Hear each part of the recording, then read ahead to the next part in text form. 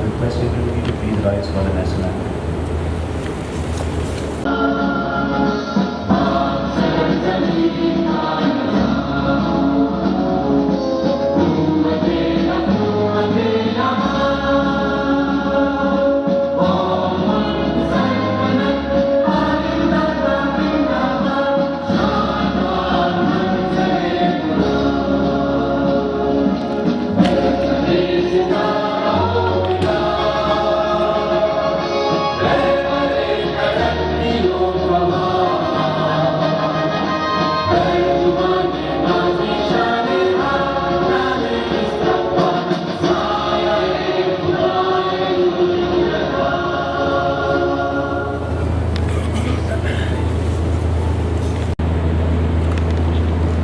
This time at the forum, it was our utmost pleasure to invite the young minds to share their thoughts on the predictability of architecture in the times to come.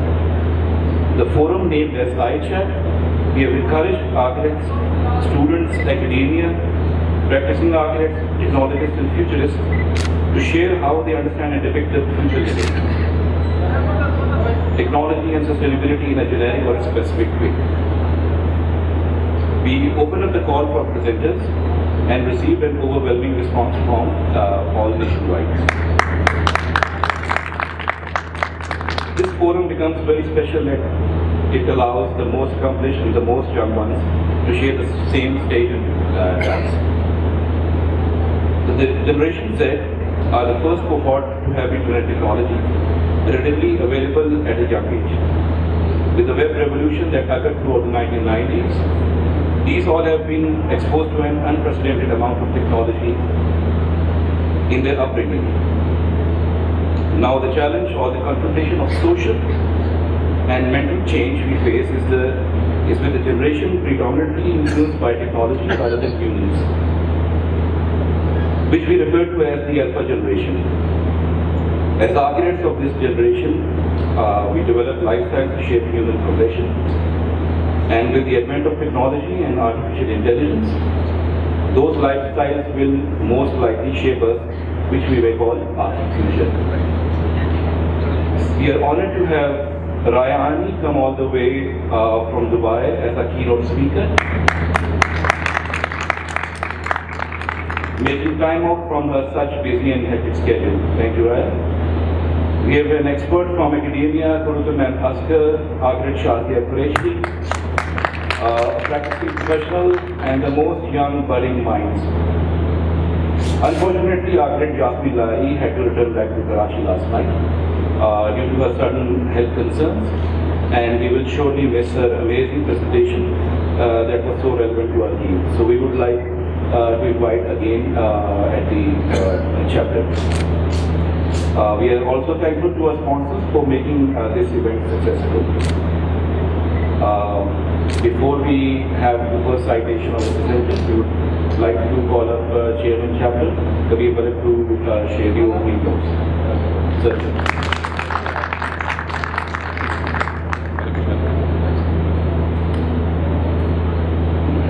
Bismillahirrahmanirrahim. Assalamu alaikum. Good morning. IAPRIC is a platform which has given enormous linkage of the senior and the younger architects to collaborate along with themselves on new technologies, new themes, new modes of architecture in the future to come.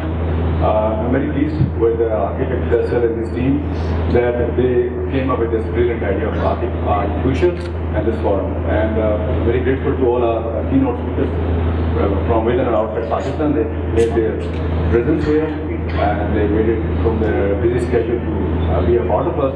Now they are IAP and we are one of them. This is a great achievement for the IAP.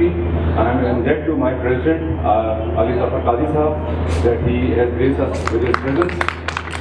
Thank you, sir.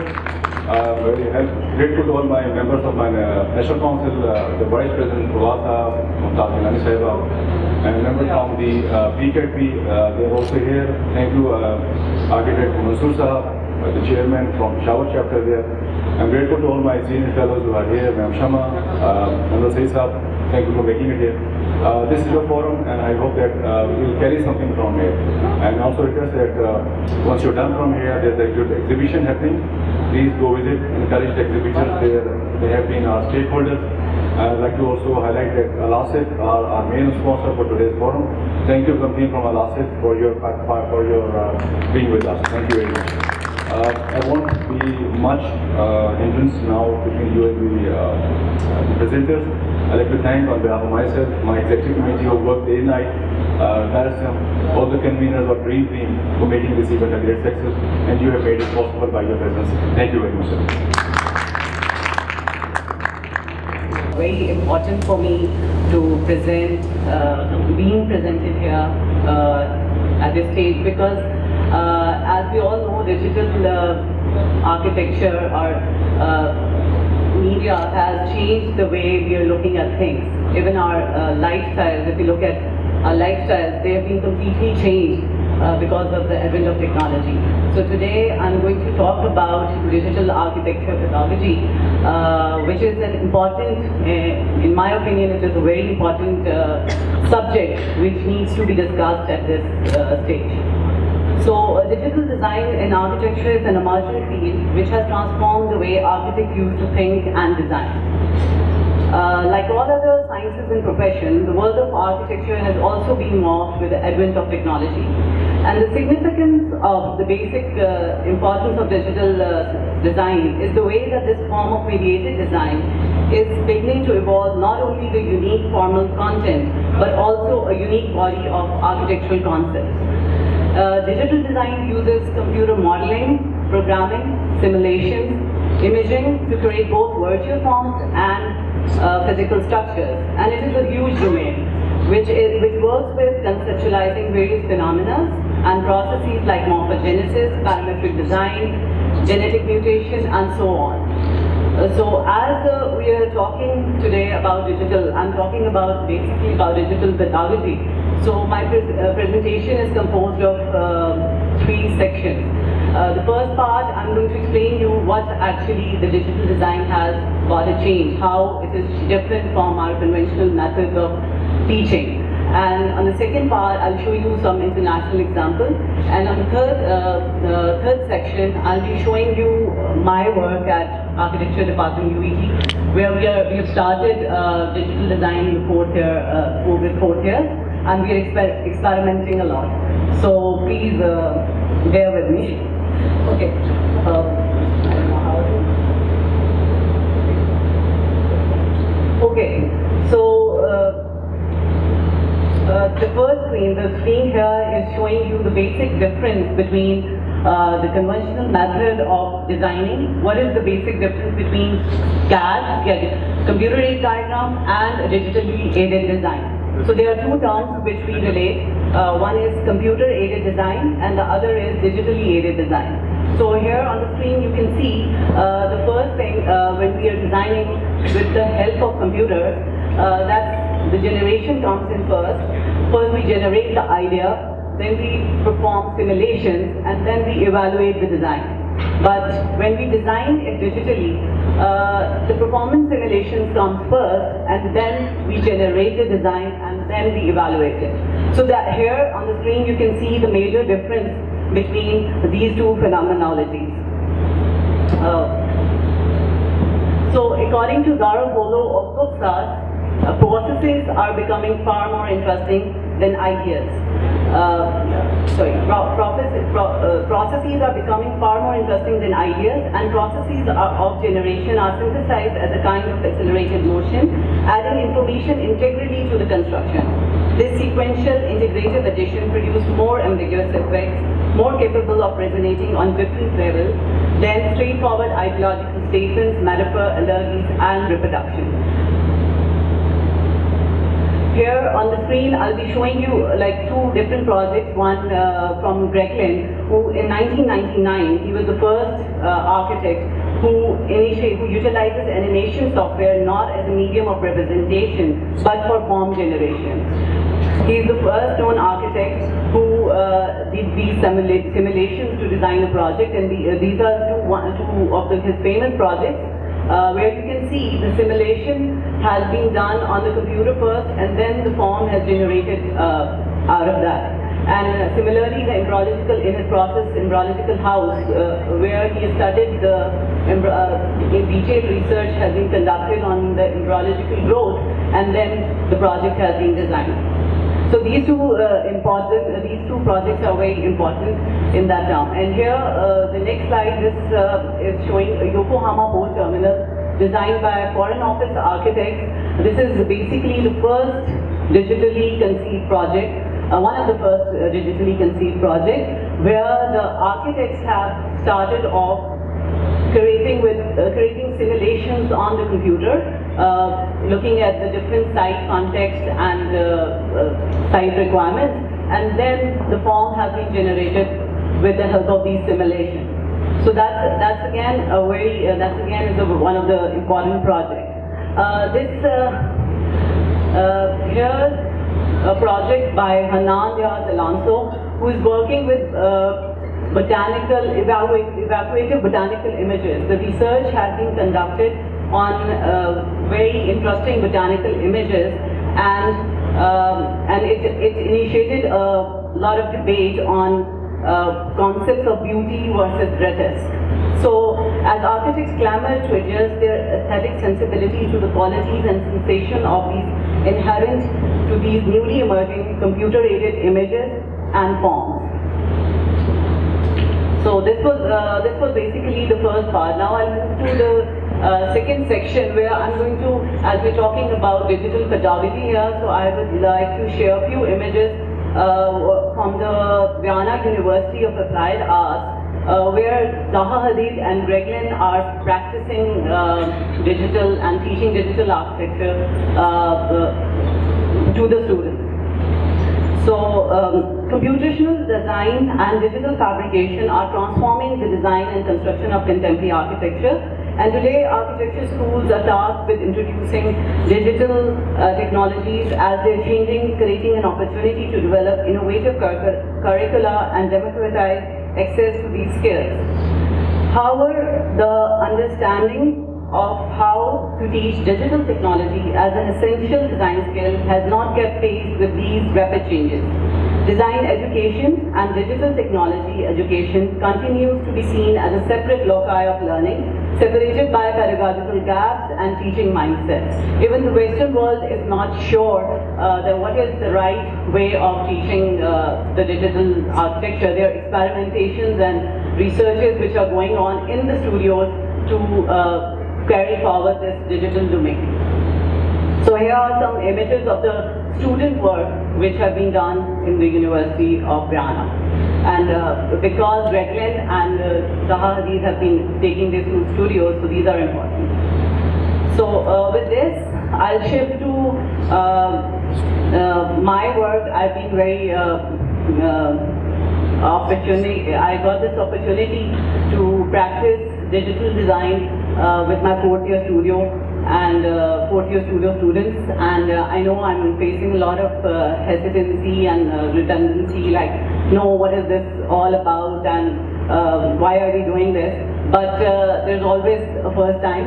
So I take this opportunity here to show you the experiments we are doing at our department. So the digital design studio is purely experimental in the sense that it encourages research-oriented study. Here you can see the student has researched on this particular falcon and how his movement, this is the research part where he has devised the characteristics and features of a falcon and how the movement is taking place and how it makes his nest through grooves on ground and using feet. So a lot of research on a particular topic has been conducted, and then they're forced to design a module. They initiate by summarizing their research on a module, a small modular form, and with the site constraints, they come up with ideas which are linking their research on the site and how this site is influencing their design. And the number of constraints have been chalked down, and hence project, which in the end is a robotic center. So the program is not very elaborated, but they are working with different constraints, and the form is interrupted through these constraints which they have researched during their studio.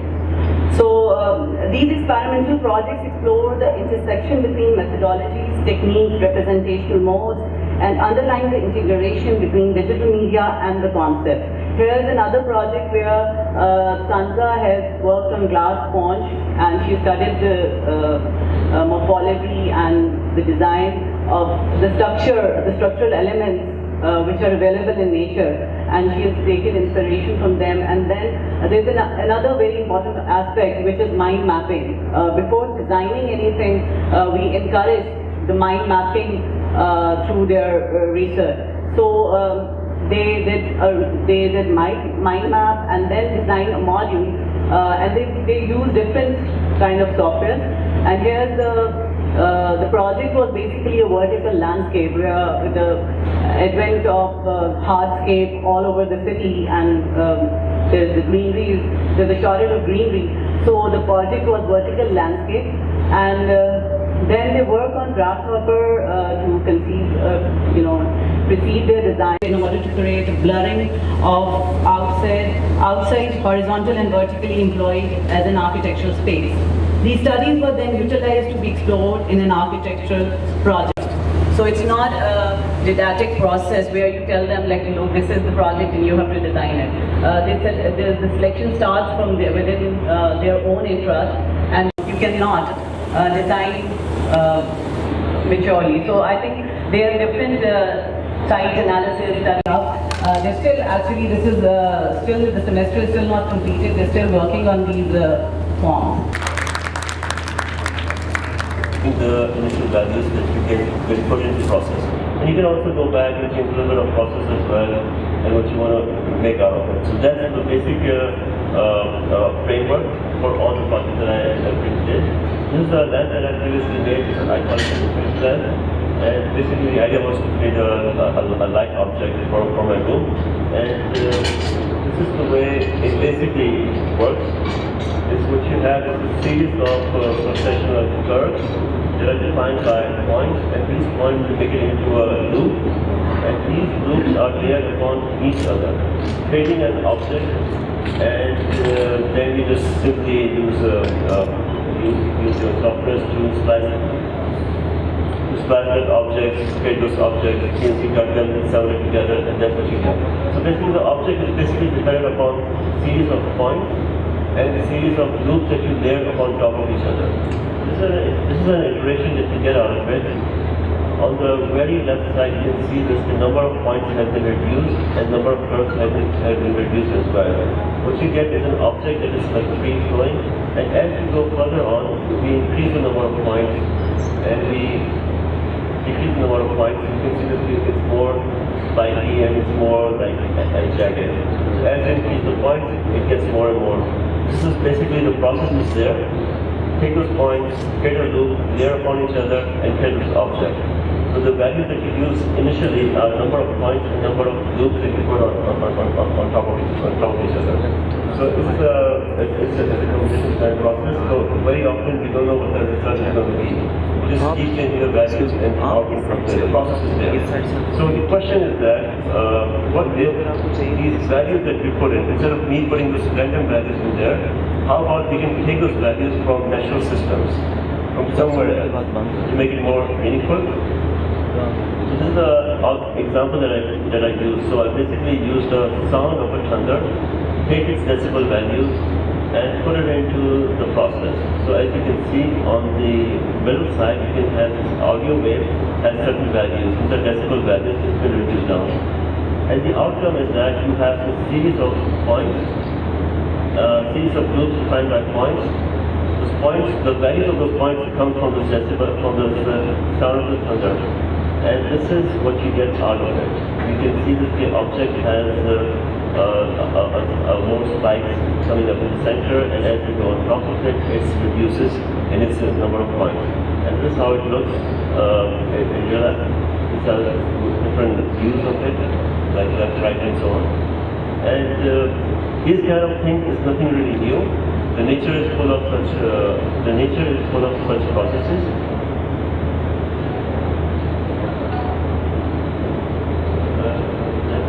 So it's nothing really new. The nature is full of such processes and situations. This example of it is our Aurora Borealis. The way it works is very simple. Is that you have these cosmic particles. You have cosmic particles entering the Earth's atmosphere, and at the section where the cosmic, the Earth magnetic sphere is opposite to each other on the Arctic Circle, you have cosmic particles entering the Earth's atmosphere. As they enter the Earth's atmosphere, they incinerate, they burn, and producing a spectacle of colors that you see on the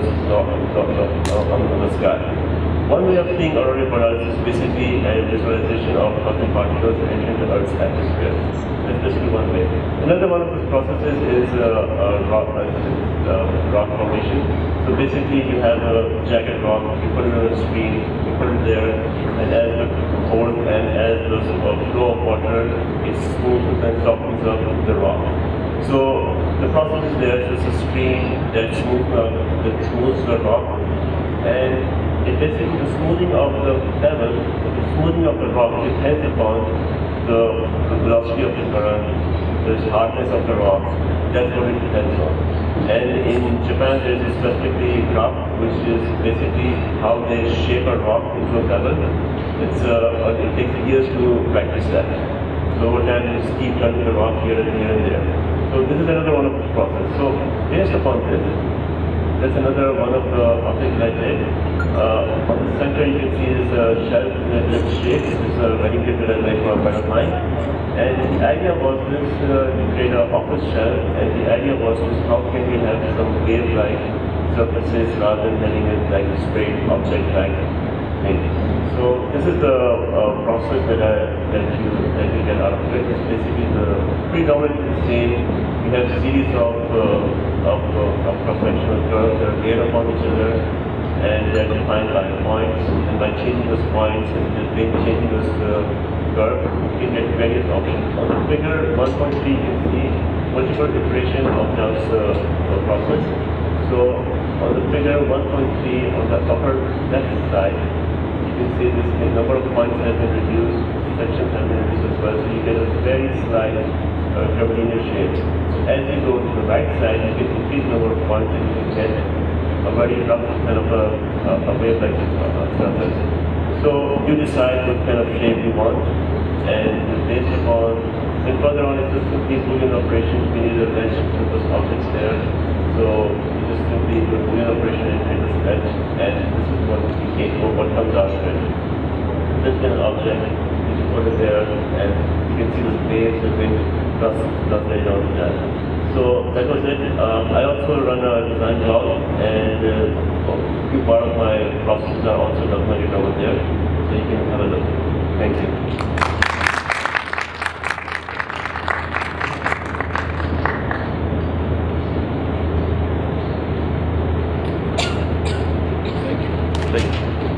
I guess it's exactly 12, so Assalamu alaikum, good afternoon.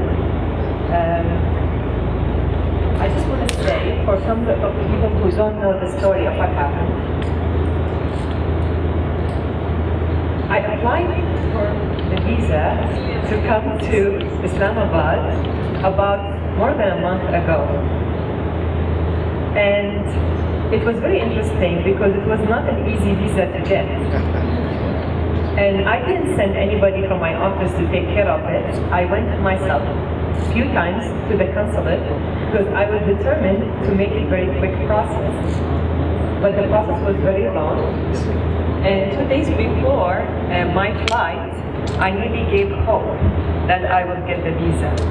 And it was interesting because I was talking to Faisal, and I said, Faisal, you know what? We can do it virtually. We don't need to be there trying to rationalize it because it was really, really hard one. And of course, everybody here from IAP helped, and they were like sending papers. We were on top of it, but it was just not happening. So on Thursday, which was the last day, in the morning I was very busy. So I said, maybe I should just not go because everybody's telling me visas are granted, not given. So I said, okay, why am I fighting against this? But I also, at the same time, I didn't want to disappoint the people who wanted me to be here. So I was not comfortable giving up. So I decided to go, took my sketchbook with me so I can convince myself in the process of waiting I can be productive. So I arrived there and I said, I've been all this time talking to the visa officer who doesn't really have much power, but he was a very sweet man trying to help. And then I asked to meet with the consulate general. So I said, at least I will get somewhere. So I wait, and the wait was very long. I decided to go and have breakfast just to enjoy myself. And then finally I met the consulate general, and he said, it's impossible to give you the visa. You don't have the right papers. And I said, what do you mean? Anyway, long story short, they told me to go back to my office and send my PRO to take care of it. And I said, no, I'm not going. I am sitting here in your office till I get my visa stamped on my passport. Anyway, Faisal was sending me messages. We were all very anxious. Anyway, I got my visa, and I'm very, very excited that I didn't give up. And that all just made it such more special, because I could never forget that it took such a long time to get the visa. But once I arrived in Islamabad and saw how beautiful the city is and the hospitality of everyone here, I really happy and glad that I didn't give up. I want to really thank IAP, Institute of Architects Pakistan, and I also want to thank, in special thanks to the President, Ali Fabi. I also would like to thank the Chairman, Kabir Farak. I also would like to thank very much Faisal, who was my partner in crime. And I want to thank IAP Executive Committee, all the volunteers, everyone who worked very hard to make this possible. I know how much hard work it goes into making this happen. So I'm truthfully grateful to be part of this, and I'm very thankful for all the positive energy that has gone into making this beautiful. Which is this story that I'm very passionate about, is stories of empowerment. Having come from Baghdad, I left Baghdad when I was in my early 20s, and I felt very disempowered as a person part of a country that was bombarded for many years. And I think my story has become a story of an architect who believes in empowerment. So you know how it is when sometimes you do things in life passionately and you give it everything, and then later on in life, as life passes by, you realize what you are about, what you're meant to do. And I think what I'm meant to do is I'm meant to empower people through architecture. And I think that I believe that I could do that. And I believe there are many people who believe they could do that. So there is, in my view, architecture is not only a beautiful object of function and art, but I believe architecture can go beyond to empower communities and to empower individuals, to empower us to be able to express ourselves and what we believe in ways that maybe others were not able to do.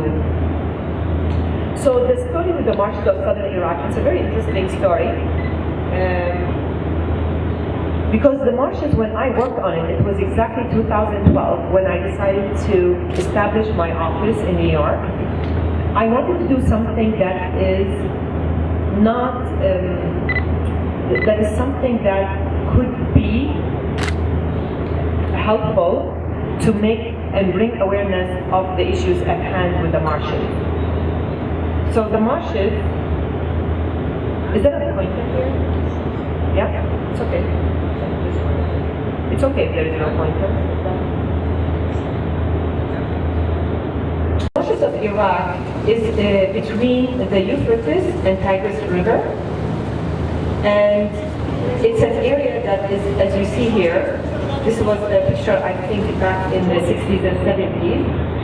It was like the Venice of the Middle East, very beautiful wetlands, and it had a very stable and balanced, completely full circle ecosystem. And it has this beautiful wetlands that has golden slim reeds and houses, which you see them here, built on floating islands, and this goes back in history, back to the Sumerian times. The marsh dwellers, their name was Ma'dan. Their culture was shaped by their coexistence with their marshlands. They traveled around the villages, their villages by canoes called mashkuf, and they raised buffaloes and relied on fishing and agriculture and planted rice, fruits, vegetables, and palm trees. They built houses made from, but don't worry about the system, stay with me. It will get solved, always. They built houses made from bundles of reeds, and they built it in a day. And they built it on basically these islands they called kibasha, and they're made out of reed and mud. And these are the islands. The truth is, I don't need the slides. They will show up when I need them. So leading up to the year 2000, the marshes were drained for political reasons. Poor water quality, toxic materials, and saline soil conditions affected their ecological condition and continue to compromise the effort to restore them. The marshes were reduced in their size and some were virtually destroyed by 2000. This led to a large number of the indigenous people, who are called the Ma'dan, to leave the marshes to escape to border cities. So by the end of 2004, when the refugees returned back to their homeland, they couldn't find viable ways of living and to survive by their traditional ways of living. And also the marshes were very well known for its biodiversity and was a habitat, a permanent habitat for millions of birds. So the Ma'dan, which is the dwellers, the indigenous people, when they came back, they couldn't find ways to survive. So being the availability of the water is also in question, and this problem also is only going to get worse in the future. This, of course, affects the survival of these marshes. So what happened is, as I'm explaining, is that the resettlement issues of the marsh dwellers was a big issue to deal with. So I was interested in seeing how I could, as an architect, think about how I can attract the Ma'dan people to come back to restore their marshlands. And so when people get threatened by their own safety, and so there are two things, right? Political reasons that lead to people feeling unsafe, disempowered, not having no control over their life and destiny. And the other thing is also economic reason, right? If you go back to a place, no matter how much you love it, if you cannot live well, then that's not possible. People will leave that place to have a better life for themselves and for their children.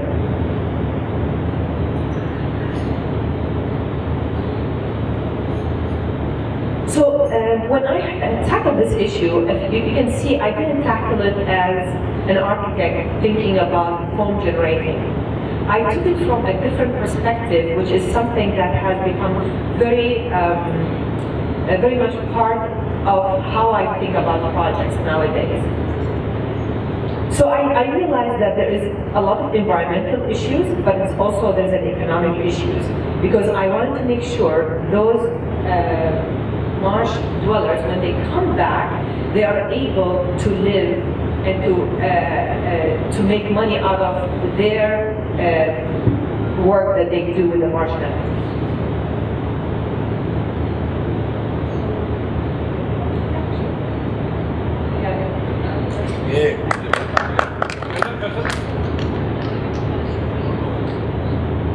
So you can see in these images, I just want you to get kind of a picture of it. These are the kibasha, which are these amazing floating islands, and the family and their extended family used to live on one of these floating islands. And they used buffalo, and they're very simple. There are no roads, nothing. They just live in a harmony with the nature. And then these two images, the bottom ones, you can see how it was green, and they have these mesh roofs which they use for transportation. The other two images, it shows where it was, and there was a lot of things also coming from Turkey, because there were dams that affected the flow of the water. Also, like during Saddam's time, he drained the marshes to control the opposition groups. So actually the marshes were really affected, and you can see even and the water condition having so much salt, it didn't help either. So you can see how the salt is gathering on the top, and here you see how it is destroyed. So I'm kind of putting the last image up front. So we had this idea of creating structures that are self-independent, and gradually you will get to understand what this exactly means. But they are very, very slim structures, evokes a sense of very, the reeds that are in there, but yet they are very dense in the sense of their function. Because people live there, they process their food there, and they also circulate water, and they harvest fish, basically all the things that they need. And it's interesting because when I did this project, I didn't necessarily see it as a future project, though a lot of people would view it as a future project. For me, future is now. But of course, like mainstream architectural practice always is held back by decades of what we should be now. So when I design, I don't necessarily design saying that this is in the future. I design, well, as if it is now, but I'm also conscious of the fact that any of these ideas are scalable. You can scale these ideas.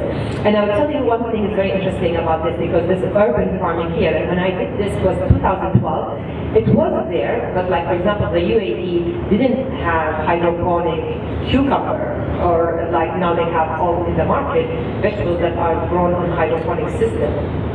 And at that time, 2012, they were still doing research, and now, after 6 years, it's now in the market. So it always there's a lag. There's always a time lag between things that should happen now and between what really actually happens now. So basically, this is kind of how the system works. There are like these four structures, and the idea behind these four structures to give the community a sense of independence, meaning that they can generate their own food, they can sell their own food, so it kind of has its own economic system. So basically, I have four structures. One is the green on the left, which is basically it's planted with hydroponic system. So it doesn't use irrigation, and it doesn't use soil. And it consumes 1/20 of the amount of water you need to produce the same produce. It's a significant saving in water. So if you think about it, the whole thing was designed based on how I can solve sustainable issues, how can I solve economic issues, and how I can create a self-independent community. The second one is the fish diet, which of course this is a diagram explaining that there is a whole full cycle between what the fish need as a leftover and what the plants need. So basically they are in full cycle, because what the other rejects, the other needs. Then we have a structure for processing. So whatever you produce, whether it's fish or vegetables or fruits, it gets processed, so it creates other products that can stay longer time. And the L is for living. These are stacked prefabricated living, which is stacked vertically. And the whole point of why I'm going vertical is to reduce the amount of structure that you go horizontal by having very minimal footprint but accommodating many people.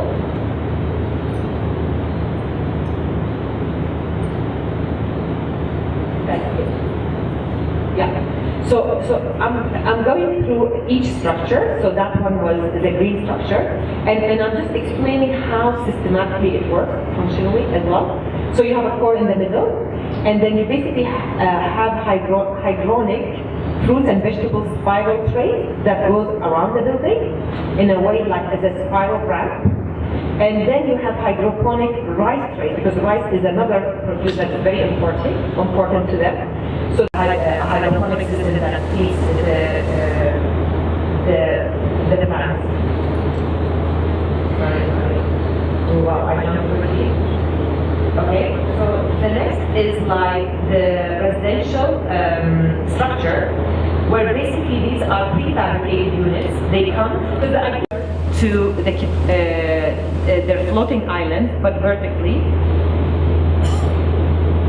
And this is actually the skin of the prefabricated units, where it's made out. I mean, and we made it like similar to the spaces that they use.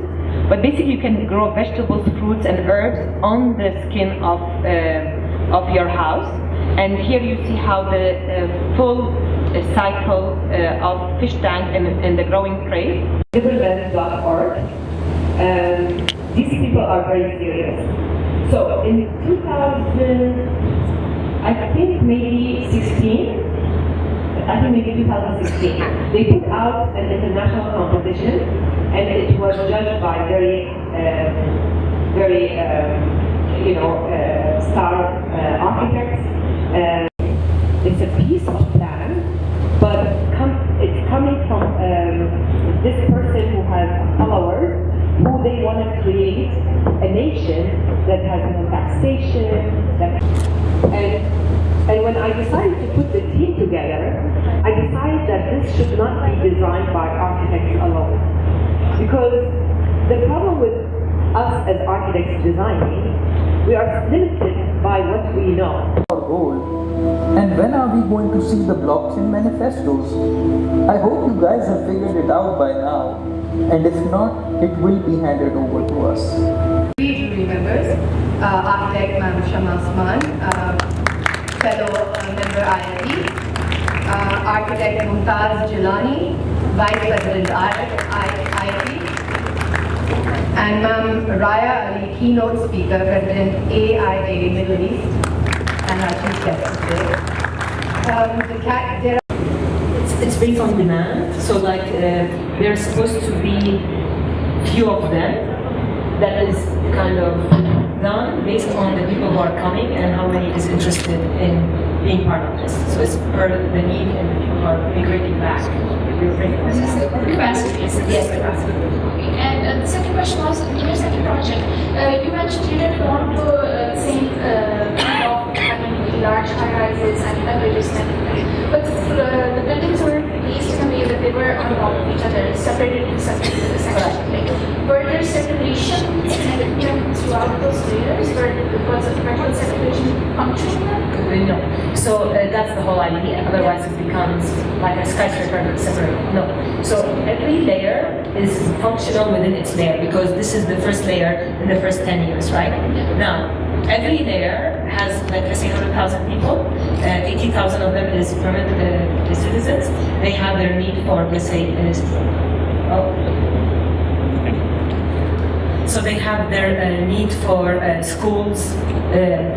So you know, like to build university, you cannot build it on one layer, because you cannot. 100,000 people is not enough for like a major campus. So, for example, it might be in the second layer that you have a major campus. So in that case, you will have obviously connections, but through public spaces, not through the building itself. So the buildings themselves are functional within horizontally. So if I need to go to my health clinic on my first layer, I'm going to my health clinic. I don't need to go to a health clinic on the second layer unless it is a main hospital. Then the main hospital might happen on the third layer. Then I'm connected to that to go to it. So the layers are sort of acting like districts, even though they're in a being. Yes. Imagine them. They are district, like complete district, like like how the did Islamabad, where you have a community. It's the same concept. But you build it over with layers rather than expanding horizontally. Like how, because the city is limited, I have to work with what I have, right? So instead of when you expand the city, you build suburban and all that. That concept does not exist here because you're just building another layer. I am Architect Alikam. Thank you very much for coming in and starting us. It was great presentation definitely. And I think it was a great effort and you definitely deserve it. Right? My question is about the density. Personally, I also think that going taller really makes sense on many levels. But what were your research methods to come at a point where you said, okay, let's not go high rise and achieve the same density with the same 50% of the open space? So that's very critical in, I think, all the major cities around the world, and that's a challenge too. And there have been some research, but I would like to know your research methods. What was the density that you were looking at? And it says 7 stories you achieved that, right? Yeah, what were your research methods? Okay, so again, remember, I was sleeping. So I had a vision, right? Sometimes when I'm a very intuitive designer, like I sense things, right? So I thought in my head, once I picked that project, I thought that high-rise skyscrapers is not the answer to this issue. And because I aspire, because for me this is an ideal world that I want to be part of. So for me, ideal world is not skyscrapers, mixed use, and I am connected to other uses through an elevator. That's for me not inspiring at all. So I started thinking about, it was nice when we lived in a low-high cities where everything seems so scale-oriented. And so that's my intuition, that I wanted to create this. So then there's the challenge, right? So I kind of identify what I think the big vision is a walkable city. It's not dogmatic, it's very friendly, it's very connected. But then how do I achieve density? Density was my challenge, right?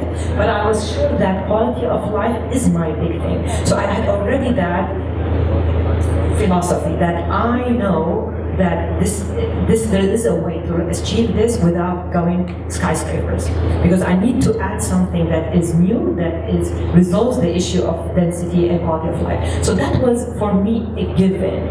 And I decided that this makes sense, the quality of life would be enhanced if I have a nice scaled city, that everything is connected and walkable. Now, the minute I had that, I mean, this is how my brain functions, right? The minute I had that, I said, okay, let me find how can I achieve that? Is it possible? Because just like this, I went to the embassy, I wanted to get my visa. Is it possible or not possible? I don't know, but I'm gonna go and face all the challenges. So it was challenging, and it was not, of course, it's not easy, but we used like Grasshopper to help us with it, to be honest. And that helped us a lot to actually tackle an issue that seems so big. So gradually, I mean, it's like anything. You go through it, you don't know if you're gonna win it, but you have a gut feeling. And the gut feeling comes from years of experience. You just know that it is possible. Am I gonna get there? Am I gonna get there on time? Am I gonna win? Because all of this is important. So I think the density issue was very much tackled by using like softwares to help us resolve it. But the truth is, it's a very simple concept if you think about it. Because if you think about skyscrapers, all I'm doing is I'm slicing them and throwing them around.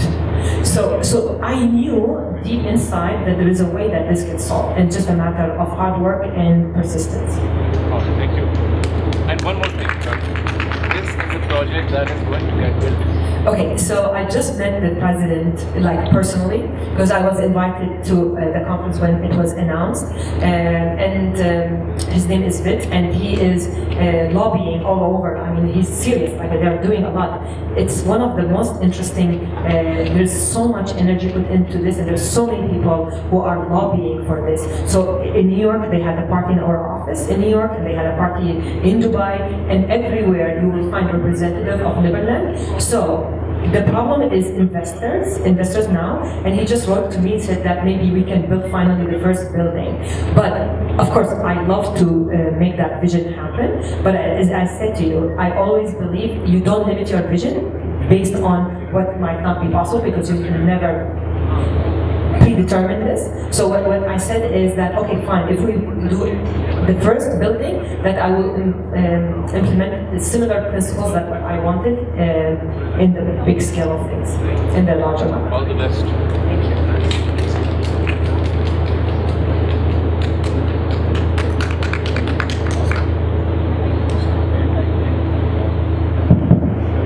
Thank you, Raya, and the other speakers for today.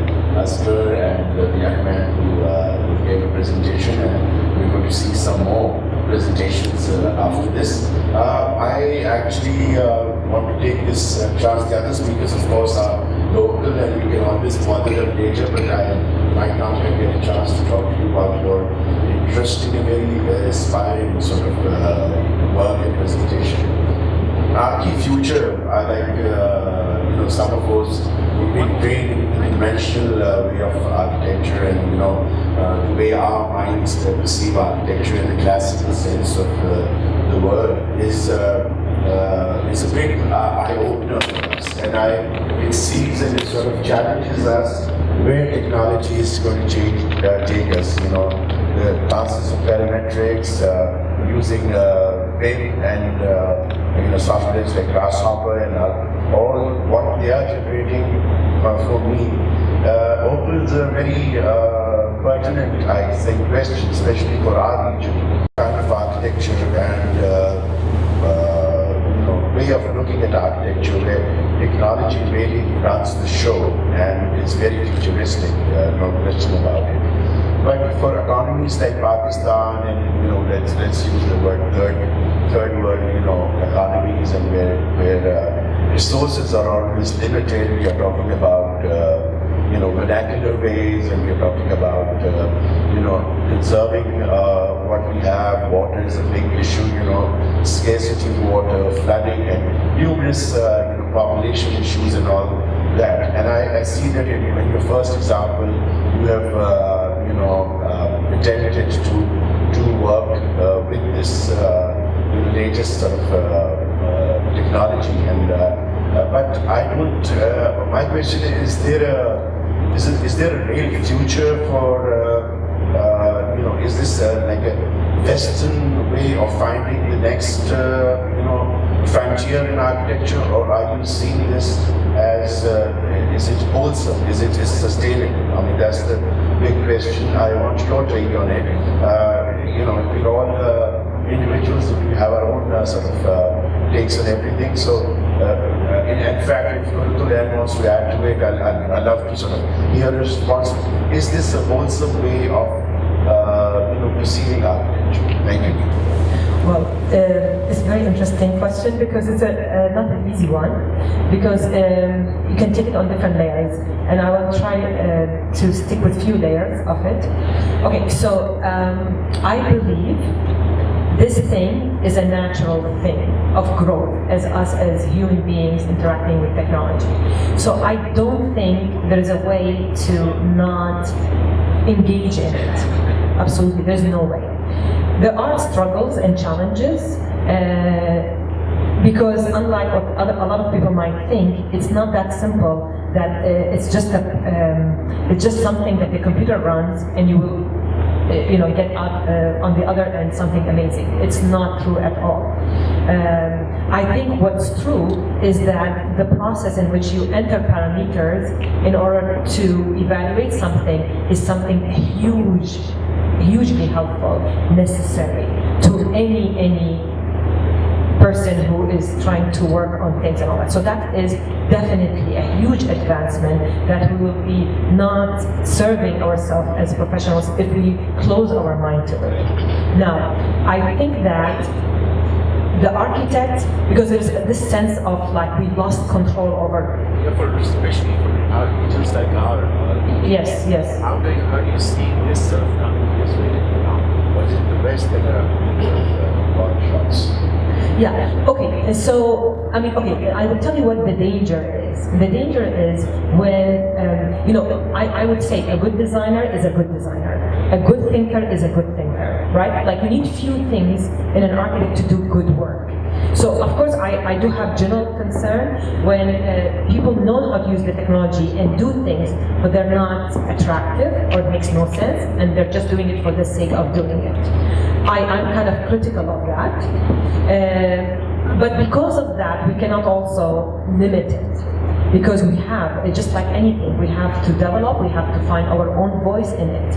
Now it is usable, because as I said, everything is scaled. Everything is scaled. So let's say, you know, if you think about mass industrialization versus mass customization.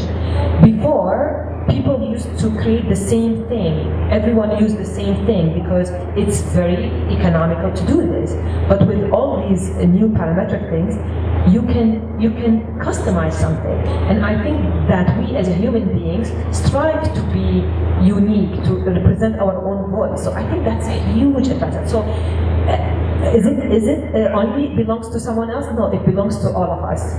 Because technology is something that belongs to all of us. But we can take it and make out of it something that speaks to us as what means to us. Because if you look at what I've done with it, whether in Iraq or in this, I've done it what I wanted to do. I was not a slave to it. It empowered me, not the other way. Thank you. Thank you. The last question, because we have time schedule. Can I answer questions with Kurutulan, please? Last question, and then we can have informal sessions, okay? Because we have time press. But I'd like to compliment you again for your excellent effort for the Pakistani students. You brought in the international level to our students in Pakistan. This is commendable, and I'd like to give a round of applause. Thank you. And we'd like to also say that if you can share this format of your educative systems of making the student think the same way in other institutes, that would be sort of very helpful. And we are the chapter chairman for Islamabad, Rawalpindi and my team. We definitely will be talking with the Board of Architectural Education, where such programs, because you're a specialist, so specialists have to be taken to other institutes also. Because if you are an asset to UET, why cannot you be an asset to SATA or NCA and building? So we'll definitely putting this agenda in our Board of Architectural Education, which is happening on 30th. With the approval of my president, Lisa Farkai, we'll definitely raise it out. And thank you very much for your time and presence. We now break for lunch. The exhibitors have to go there, and 1:30 we assemble back for lunch. Thank you very much. Used and removed continuously changes architectural discourse and introduces an entirely new vocabulary into the construction industry, merging global with the local, creating local, a term crafted by Koichi Nakashima, director of IAPEX program. It is the ever-evolving globalization merged with the endangered local context. The combination may prove to have potentially positive and activating energy as well in terms of integrating architectural creation. It does have a vital importance on the future world and provide us with a strategic framework of thinking, particularly when one tries to speculate about the future of architecture and the built environment. A very extraordinary example of a local approach is Madinat al-Zahra, Cordoba, Spain. The building is designed underground with courtyard for light, mainly to not disturb the archaeological site which Madinat al-Zahra is, and to maintain the serenity of history through a non-disturbing white and concrete bare surfaces. It is to not disturb the remains of Madinat al-Zahra, Spain. The team of Sohail Khan Associates also tried to establish a contextual and modern office building in a residential neighborhood in Rawalpindi. The screens were designed to provide privacy to residents and shade to interior spaces on south and west facades. Underground high water table is catered by collecting it through pumps in the south to be reused in bathrooms and landscaping. That was our bit for the local architecture. Humanity has the responsibility of having a future. The efficiency of building functionality needs to increase drastically. It is the human challenge of all time. Do more with less, and it needs to be redefined over and over again. In some cases, this may lead to flexibility and even throwaway buildings, or maybe even degradable cities. In others, the message is durability. The common factor is sustainability achieved by tuning quality to the foreseeable future. So whatever is projected and built should allow either for easy modification or for a change of program that implies minimal material adaptation. Future architecture has to become kinetic and sensitive to interact not only with the environment but also with human emotions. We may characterize it as the architecture of the system. Systems thinking sums up the new attitude we require, and it will have a huge impact on future planning and architecture through subtler and deeper changes that will alter people's relationships to buildings, infrastructure, technology, and resources. The simple premise of systems thinking is that the actions of any part of a closed system, such as the Earth's biosphere, impact on other parts. To allow the system to function sustainably, we have to account for these impacts. For example, we talk of throwing things away, but where is away? People have begun to realize that there is really no away, and our attitudes to recycling and waste management are slowly shifting.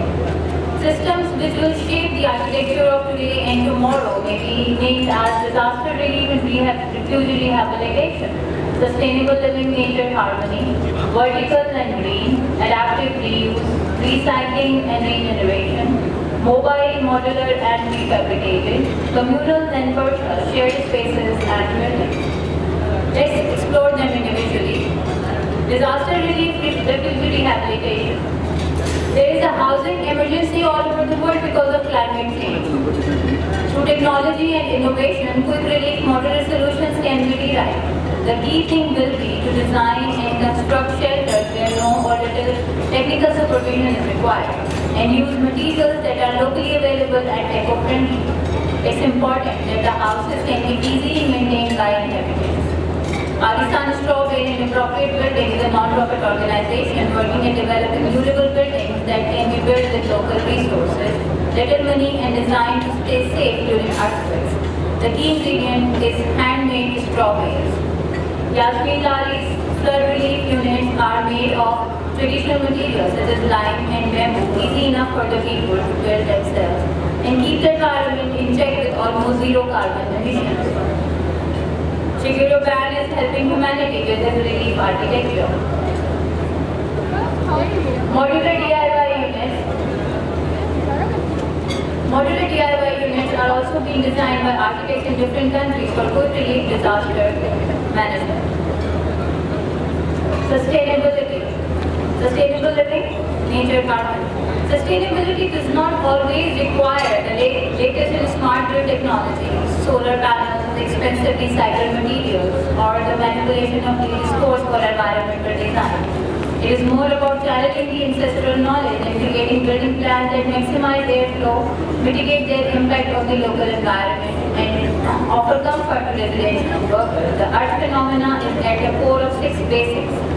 Regulate temperature with the Earth and the Sun, harvest rainwater, generate power from renewables, harvest grey water for growing food, treat sewage locally, build with recyclable materials. Straw bale houses designed by architects Morcell at University of Bath, England are leading forward in renewable material initiatives in construction industry. Telenor Head Office Building Islamabad is a fine example of commercial scale sustainable efforts in local architecture. Living Thing concept is a study in biometric architecture that uses high-tech ideas and basic cellular functions to create living structures that operate like natural organisms. Existing old buildings may also be given a new facade of biometric skin that is proposed for a 60s era federal government building in Los Angeles. Vertical and green. The temperature of the planet is constantly rising. How then is the overheating of cities as a result of their hard surfaces allowed? In cities, the square meter is ever more expensive. How then is the depopulation of roofs as a result of underuse allowed? Since buildings cannot be sunk beneath the ground mostly, the ground should rise over them, guaranteeing cool shade without summer overheating or energy loss in winter, all simply by landscaping roofs and walls. It holds the key to environmentally sustainable future only by living more economically. We hope to protect our environment and climate. All hot cities of Pakistan shall adopt a bylaw that every roof shall be covered with either green or solar panels as is done in France. We, the team of Sohail Khan Associates, try to introduce and educate our public sector clients who are the most difficult to educate by designing OEC Tower Islamabad with solar comfort architectural design features to block sun heat but invite light. Terrace gardens and vertical planters inside and outside to substitute green on ground and all other water conservation features for self-sustainability. When this will be built, this is going to be an 80 feet high vertical planter wall, which is, I think, the first in Pakistan.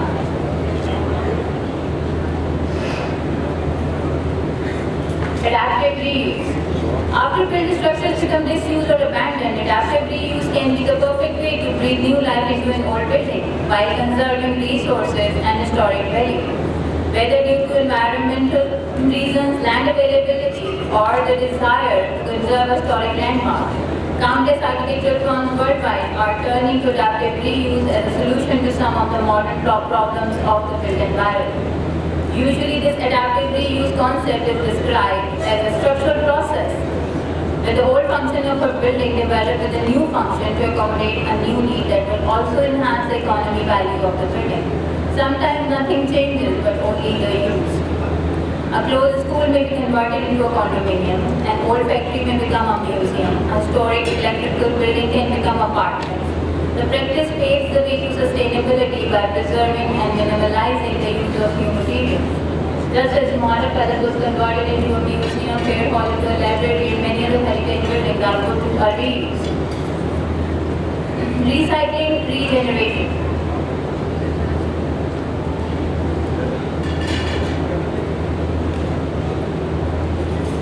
Side change. The culture of engineering has turned us into overzealous makers, constantly creating new things to help us save time to do something else. Now it has the opportunity to bring us into the next stage, in which we save time by thinking ahead, constantly reusing what is already there. A major part of what we can reuse, however, still has to be designed, and there are some examples of how materials can be reused for recycling and regeneration of old materials. Modular mobile prefab, a very time-saving, a way to save space-time and cost. It's being affordable and practical. Lifespan traditionally is hardly a design parameter here. Its essence is that functional, economical, and architectural aspects of longevity are carefully attuned. This can lead to temporary structures as well as flexible buildings that can last because of their ability to adapt to changing circumstances. To save old structures from demolition and to put them to extended use in France, the picture on the left, parasitic prefab extensions are designed as per residents' needs because they prohibited the building to be demolished.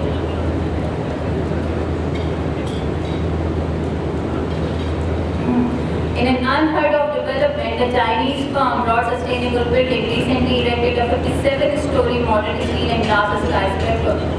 It just took 19 days on site and 4 months off site at the rate of 3 floors per day.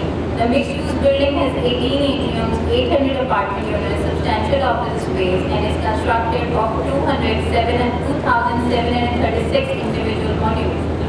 Made of steel and concrete slabs, a 35,000 square feet micro-apartment units in Manhattan features 55 modular units, all assembled off-site, placed, bolted, and tied to the building systems. Mini and detachable homes Mini entitled homes units are planned on windowless facades of multi-story buildings to address the rising migrant and homelessness issues, especially in Hong Kong and New York, which I think we should also try to adapt to. Communal and personal shared spaces at buildings. Housing inequality space crisis is looming hard in every country. Now, how can we reinvigorate tired typologies and create buildings which respond to the multitudes of needs and networks of city dwellers? How can architecture capitalize on the cross-pollination of different users and users of a truly mixed-use building and spaces? People can sleep in office buildings that are also hotels and work in sports centers. A great deal of space can be saved if different consecutive activities can take place in the same facility. An office building does not have to remain empty during evenings, nights, and weekends. And a home garage can be a kindergarten during the day. It is a matter of time awareness and flexible thinking which can turn architectural change into an ecologically efficient process as well as a new urban experience. But when we compare this developmental attitude with ourselves in our country, we find a relatively weakened desire to develop and derive. Locally, our architecture is still trying to find its footing in the psychology of user. We are still having our major construction industry dependent on uneducated and unemployed youth from rural areas with no technical knowledge and background. And before we can contemplate the practice of the future, we must educate by interaction and sharpen the tools we have at hand. The examples shown here might prove to be an inspiration for our design enthusiasts to stay ahead of the norm, and we are excited to see how it will all pan out in the coming years. But we still have a lot of work to do if we want our architecture to relate to our reality. Thank you very much.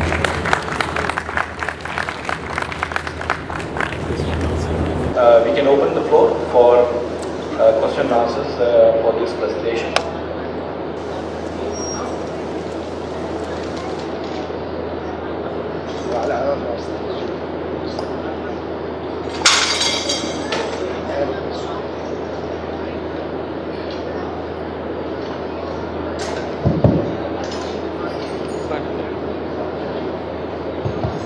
Thank you, Shazia. This is a wonderful presentation, and it looks forward at what one view of architecture should be for the future. We're talking about being sustainable and about respecting the limited resources that we have. Your presentation is quite different from the earlier presentations, which talk about technology as the basic tool for going into areas where architecture is generated by that. Would you like to compare your presentation or your thought process to, let's say, one made by Kurutalan or by our guest speaker, Raya here? So I hope you got a chance to see their presentations, and I would like to hear your take on one aspect that they show that the future architecture is going to be like. What I believe is that whatever is there, whatever technology we have, whatever advancement we have, it is useless if it is not related to the context. If we cannot relate it to our social setup, if we cannot relate it to our economical setup and our own, there are too many complications in our construction industry. If we cannot relate it to our local context, then I think that technology is just a dream. It's just a fantasy for us. So I try to enhance this point of view that yes, we want technological development. There is more to look at, but we should look at the systems rather than individual designs, individual buildings. We should look at the systems which can rehabilitate communities, which can provide something to look for the future, the buildings which can sustain themselves, the architecture which can inspire the younger generations to produce something, to take a lead. So I try to, technology is good, advancement is good, but it has to fit into your landscape, it has to fit into your perspective. That is my point of view. Okay, but I think what I will have a speaker, Raya, she's eager to respond to this. What she showed us was very exciting. It titillated us. It's an area that a lot of us, especially the younger students and all, get very excited about and want to go that way. I am extremely impressed by what all is possible and what Raya has opened her eyes to. And maybe she can best answer, because I was just trying to draw a comparison with what you see as the future and what she's seeing as the future, not taking away anything from either. They're both very forward-looking approaches, you know. But just to draw a comparison so that there's a relevance established, I'd like Raya to respond to that. Yes, I want to really respond to this because there is a danger in the way the questions was positioned, because it was positioned in a way that is either or, which is very, very dangerous. I'm going to just explain that whatever you presented, Aisha, right? Shadia. Whatever she presented, I completely agree with. I have absolutely no, I completely support it. Actually, my work is very much along those lines. In terms of, it exactly embodies all the principles I believe in. Now, I think there's a danger, and maybe you were set up to kind of answer in that way.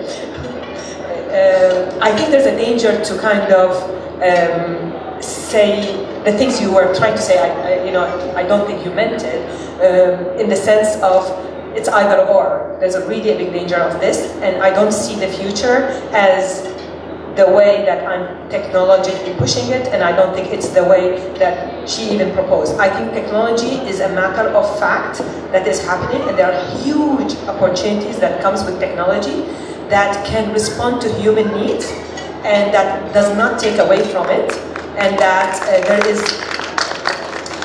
actually, all the projects that I did, I used technology to advance our humanity, and I think that technology, whether it's in Pakistan, it starts at a smaller scale or a larger scale, it doesn't matter. I think we have to embrace technology and we have to empower ourselves through technology. So I don't see it as a threat, honestly. I think it's how you use it and what you do with it.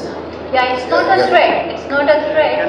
It is a way forward, and it needs to be taken in the local context. What I try to explain to our young enthusiasts is take the technology, take the design parameters to our context, to the context of Pakistan. Do whatever you want to.